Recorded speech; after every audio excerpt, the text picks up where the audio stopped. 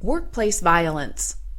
This training will provide an overview of workplace violence, ways to identify potentially violent or abusive situations, information on the response and de-escalation of an act of violence, and the importance of an incident response plan and violence prevention plan.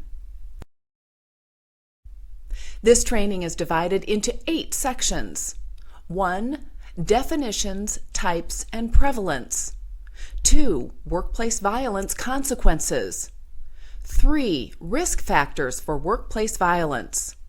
4. Organizational prevention strategy. 5. Employee prevention strategy. 6. Intervention strategy. 7. Post-event response. And 8. State regulations. Section 1. Definitions, types, and the prevalence of workplace violence. What is workplace violence? The National Institute for Occupational Safety and Health defines workplace violence as any physical assault, threatening behavior, or verbal abuse occurring in the work setting. Additionally, the World Health Organization and the International Council of Nurses defines it as incidents where staff are abused, threatened, or assaulted in circumstances related to their work, including commuting to and from work, involving an explicit or implicit challenge to their safety, well-being, or health. There are 4 types of workplace violence. The first type is criminal intent, where the perpetrator has no relationship to the business or its employees and is usually committing a crime in conjunction with violence. The second type is customer or client. This type of violence is the most common in healthcare settings. The customer or client relationship includes patients, family members, and visitors. This would also be referred to as client-on-worker violence. This type of violence most commonly occurs in emergency, geriatric, or psychiatric settings and waiting rooms.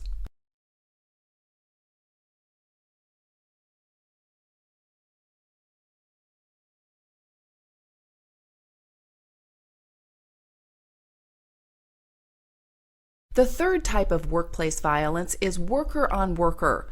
This violence is between co-workers and is commonly referred to as lateral or horizontal violence. It includes bullying, and it manifests as verbal or emotional abuse. This is often directed at employees at a lower hierarchical level. The last type of violence is with a personal relationship. In this type of workplace violence, the perpetrator has a relationship with the employee outside of work, which ultimately enters into the workplace.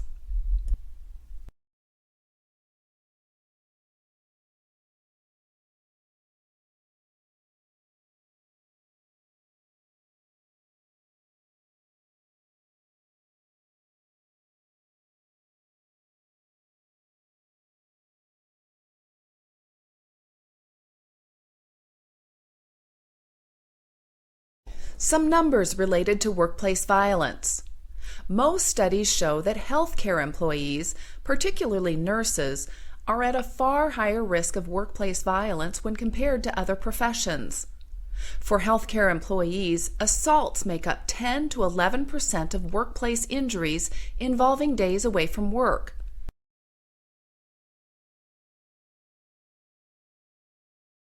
Patients are the largest source of violence in healthcare settings. Although they make up 80% of incidents, they are not the only source. In 2013, healthcare and social assistance employees had an incidence rate of 7.8 cases of serious workplace violence per 10,000 employees.